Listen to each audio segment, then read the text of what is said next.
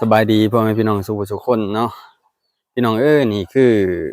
ธุรกิจของเมียเนาะพี่น้องเนาะให้เพิ่นเปิดร้านน้อยๆขายน้ำปั่นเวลาบ่ได้ไปให้ไปสวนเวลาพักก็สิเปิดขายพี่น้องเอ้ยเพราะว่าบรรยากาศร้อนก็พอได้ขายพี่น้องอ่าอันนี้สาวสาวน้อยมาซื้ออันซอยพี่น้องเอ้ยสาวนักเรียนม. สาวองุ่นลูกค้ากำลังมาพี่น้องจอกละ10,000เนาะแก้วละ10,000ไหนเด้ออันนี้ลูกค้า VIP เอายังมื้อนี่น้ำปั่นนี่บ้านๆเฮาเลยพี่น้องขายแบบบ้านๆเฮาพอได้อันเงินซื้ออยู่ซื้อกินเพิ่นว่าเนาะพอได้มีแนวเฮ็ดนะยังโมว่าอยู่ไร่อยู่สวนยังอืมบ่ละแล้วเอาหยังโกโก้เอาธรรมดาหรือพิเศษพิเศษ 10,000บ่พิเศษก็10,000เสียไข่มุกแล้วโหอันนี้พี่น้องขายแบบบ้านๆเฮามีธรรมดาวะชาขอกชาเขียวนี่แหละบางคนก็บ่จักเด้อเฮ็ดบ่เป็นเด้อพี่น้องมีแต่เมียเฮ็ดเนาะอันนั้นเพิ่นพอเพิ่นสั่งเอาเผือกเพิ่นว่าบรรยากาศร้อนหลายแก่เสือมาซื้อเลยเพิ่นว่าให้พี่น้องเอ้ยนี่แหละเนาะเบิ่งพี่น้องเอ้ยอากาศร้อนแรงเนาะแดดเปรี้ยงๆเลยไปไร่ไปสวนก็บ่ได้ดอกช่วงนี้เนาะแต่ว่าเฮ็ดเวียกคราวหนึงก็ร้อนหลายเนาะร้อนหลายแต่ว่าช่วงนี้ก็ช่วงตอนเที่ยงพี่น้องบางคนก็มาถ้าให้แต่สวนบางคนสวนใกล้บ้านเพิ่นก็มากินข้าวง่ายอยู่บ้านอันนี้ก็เป็นนมเพิ่นว่านมผงบ่มีน้ำตาลมีอิหยังเมียก็เฮ็ดพี่น้องเอ้ยนี่แน่เทจอกนึงอืมน้ำแข็งก็ทุบเอาพี่น้องเอ้ยซื้อน้ำแข็งก้อนเพราะว่าน้ำแข็งบดบ่มีพี่น้องอยู่บ้านเขาเจ้าบ่มีอันรถมาส่งเนาะก็ถ้าว่ามาก็ดนๆเทื่อเพราะว่าบ้านเฮามันอยู่บ้านนอกเนาะพี่น้องเนาะอยู่นอกหลายห่างจากตัวเมืองก็หลายหลักกิโลพี่น้องบรรยากาศบ้านเฮาเนาะมีไข่มุกเด้อพี่น้องมีไข่มุกนำเนาะไข่มุกไข่หยังเนี่ยก็ปั่นแต่ว่ามีเวลาก็ขายคู่มือพี่น้องขายคู่มือมีเวลาก็มาขายคู่มือเนาะแต่ว่าไปให้ไปสวนปลูกมันหรือกวดมันหรือทางให้กู้ให้พี่น้องก็บ่ได้มาเนาะบ่ได้มานี่แหละอากาศมันร้อนมันนี่ก็พอได้ขายเนาะแต่ว่าเด็กน้อยก็บ่ค่อยหลายในหมู่บ้านเนาะแต่ว่าขายในทางลักทางผ่านเขาเจ้าอาจสิพอได้ขายพี่น้องเอ้ยก็เพิ่นมาซื้อเผือกเพิ่นว่าปั่นเผือกปั่นหยังน้องชายนี่เพิ่นกินโกโก้ชื่อจังไดก็อันน้องโน่พี่น้องเอ้ยบวชพร้อมกับบ่กล้องนี่แม่นบ่บวชพร้อมคนเดียวบ่หรือว่าอ้ายบวชก่อนบ่น้องบวชก่อนแม่นบ่บวชได้จักมื้อ2 ทิศโอ้หลายๆแท้กล้องบวชได้10 มื้อนึงอยู่บ่ได้10 มื้อน้องชายมาซื้อเนาะพี่น้องเนาะเอ้ายายบ่อิ่มนี่พี่น้องเบิ่งบรรยากาศบ้านเฮาเนาะลูกค้าบ่อิ่มสองบ่ายเนาะก็เบิ่งนำหลังจากที่มาแต่ให้แต่สวนก็ได้เนาะลูกค้าก็คอยแวะมาอันนั้นก็ร้านค้าเซี่ยวพี่น้องเอ้ยร้านค้าเซี่ยวที่พาไปสวนบ่จักอันนี้ก็พอได้ขายพี่น้องนี่ก็ได้มื้อละ10 แก้วมื้อละแสนกีบนี่แหละพี่น้องพอได้ใช้ได้ซอยเนาะพอได้ใช้ได้ซอยว่าบ่ได้ไปเฮ็ดเวียกเฮ็ดงานก็นี่แหละพี่น้องรายได้หลักก็ได้ของเมียก็ได้โอ้ใส่นมหลายขนาดเลยมันก็หวานแล้วนั่นก็แซ่บเลยเนาะแซ่บอยู่บ่น้ำปั่นเด้อหน่อยแซ่บอยู่เนาะน้ำปั่นไข่มุกอันไหนแซ่บนี่ผงชูรสเด้แล้วใส่ผงชูรสตัวนี้น้ำผงเนาะไอ้กล้องบ่ฮู้เนาะจะมีน้ำตาลพี่น้องน้ำตาลนี่แหละธุรกิจของเมียก็ได้พี่น้องลูกสาวกำลังมาแต่โรงเรียนเนาะ มาขายอยู่ห่มต้นมะไข่ต้นมะม่วงไข่ต้นว่าเนาะอยู่เฮือนไม่เฒ่าเนาะนี่แหละพี่น้องเอ้ย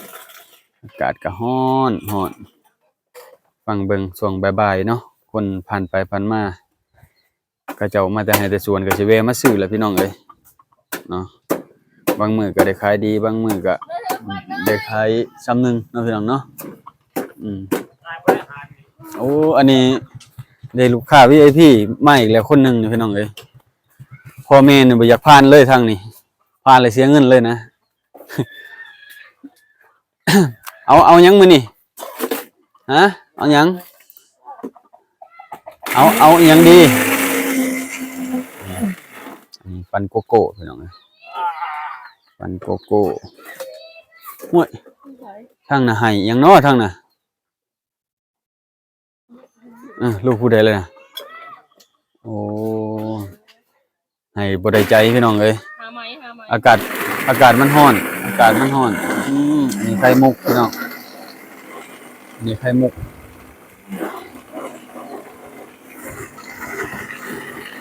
นี่ปั่นไปพี่น้องเลยนี่ลูกค้า VIP มาแล้วพี่น้องเลยชื่อน้องเนยเพิ่นนะน้องเนยเพิ่นมาสั่งเอามะพร้าวมะพร้าวปั่นเนาะอันนี้ลูกค้าน้อยอาจารย์โน่อันนี้ ค้าประจำ ลูกค้าประจำอาจารย์โน่ จ่ายเด้อ ขายน้ำปั่น เอาคิดว่าเนาะ นี่พี่น้องเอ้ยน้องเนยอีหลาเอาบ่เอาหยังอยากหยังมะพร้าวปั่นให้ลูกน้ำเลยนี่พี่น้องเอ้ยอากาศร้อนแฮงจุบ่อยากไปทางใดพี่น้องเอ้ยเบิ่งอากาศก็แดดแจ่มเอาเดี๋ยวไปเบิ่งร้านค้าทางนั้นพี่น้อง ร้านค้าเชียวทางเพิ่นขายหลังจากที่มาแต่กรุงเทพแล้วเขาก็ได้เงินก่อนหนึ่งก็มาเปิดร้านขายพี่น้องแล้วก็ต่อยอดไปเรื่อยๆเนาะต่อยอดไปเรื่อยๆนี่ขายเนี่ยอยู่เนี่ยกินขายขนมขายเนี่ยอยู่เนี่ยกินจะเอ๋โอ้ยฮือเสื้อขึ้นอีกแล้วพี่นี่ร้านขาเซียวพี่น้องเพิ่นเปิดสบายดีนะเร็วสบายดีไอวินเลดพี่น้องไอวินเลดอันนี้เพิ่นได้ลูก2คนแล้วฮือปะยังโอ้เพิ่นขายแนวอยู่แนวกินครบเครื่องเบิดพี่น้องของแช่ขอกแช่แข็งแนวอยู่แนวกินของใส่ของซอยของเครื่องขอกเครื่องครัวนี่แหละใส่ในครัวเรือนแต่ละมื้อพี่น้องพวกแป๊บพวกสบู่ไข่เป็ดไข่ไก่เบิดนี่แหละพี่น้องเนาะอันนี้ลูกชายเพิ่นลูกชายลูกสาวพ่อจักไปไสพ่อก็ได้ไปหาแนวกินแต่เช้าๆไปเลยแล้วว่าจะเนี่ยเลยพี่น้องช่วงนี้อากาศร้อนก็ของแช่เย็นจะขายดีพวกกะแล่มพวกดีโดแม่ค้าก็ฮ้อนอยู่บ่แม่ค้าขวดมันแล้วเหรอบ่แม่เฒ่าโอ้อันนี้กลยุทธ์ของแม่ค้าเด้อพี่น้องเด้อเขาจะจกสลากเอาเลขเอาเบอร์เนาะจะเขียนเป็นตัวเลขแล้วก็รุ่นเอาเนาะว่าจะถูกบ่เนาะคือแผ่นละ1,000นะพี่น้องเนาะนี่สินค้าหลักๆเลยก็เป็นของเวียดของจีนของไทยเนาะแต่ว่าคนนิยมซื้อก็คือของไทยพี่น้องของไทยก็คือพวกอันนี้แหละของอยู่ของกินนี่แหละเครื่องปรุงนะเครื่องปรุงมันจะมาแต่ไทยนะส่วนมากนะพี่น้องนะเห็นปะเช่นอันซอสหอยนี่ซอสหอยพวกสุกี้เอาพี่น้องประมาณนี้นะเดี๋ยวย่างไปเบิ่งเมียก่อนโอ้ฮ้อนคักฮ้อนแน่พี่น้องเอ้ยบรรยากาศป๊าโถแดดเที่ยงฟ้าพี่น้อง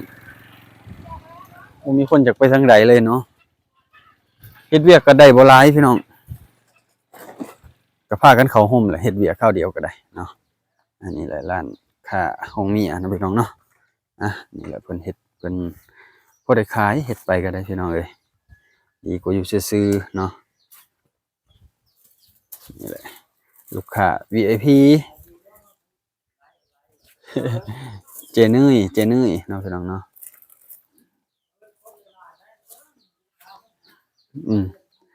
โอ้ฮ้อนหลาย ใจเด้อ แซ่บอยู่บ่น้ำปั่นน่ะรีวิวหน่อยติ เอาไปอันโทรส่งไปส่งให้เขาพ่อยแล้วก็ นี่พี่น้องเอ้ยหันหน้ามาดูหันหน้ามาดู